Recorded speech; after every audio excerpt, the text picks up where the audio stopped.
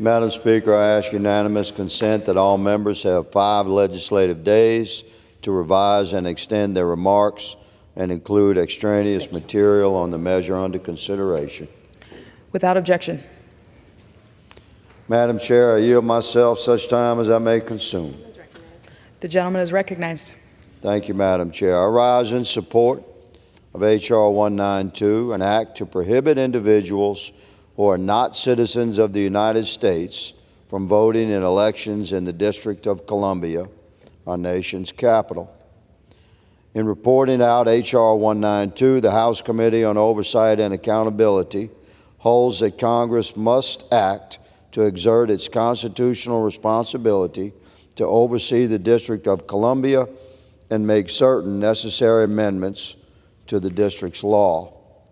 Since the voters entrusted Republicans with control of the House in the 118th Congress, the Oversight Committee has conducted long overdue oversight of our nation's capital city, including holding hearings on the District of Columbia.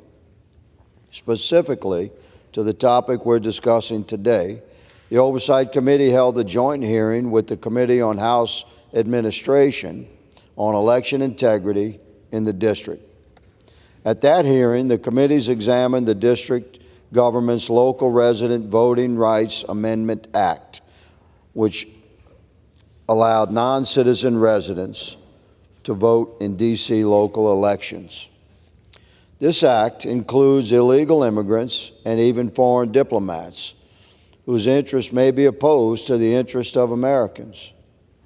This radical change to our election laws upset lawmakers on both sides of the aisle, Madam Speaker.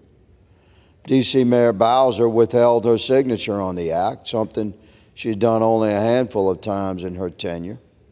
On February 9, 2023, 260 members of this House voted to overturn the D.C. Act through a resolution of disapproval.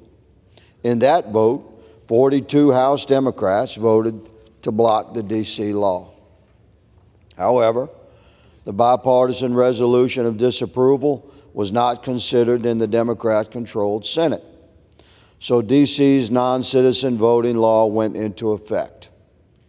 This, in my opinion, and the opinion of many Americans across the country, is unacceptable. The primary factor that differentiates American citizens from non-citizens is the right to vote. D.C. residents should be confident that their local government vote is not being diluted by non-citizen residents or illegal immigrants casting votes. Article 1 of the Constitution grants Congress exclusive jurisdiction over the nation's capital, and the rules of the U.S. House charge the Committee on Oversight and Accountability with the duty to oversee the municipal affairs of the District of Columbia. I urge my colleagues to support Representative Pfluger's common sense bill to ensure that only United States citizens have the right to vote in local D.C. elections, and to support the repeal of D.C.'s radical law. Madam Speaker, I reserve the balance of my time.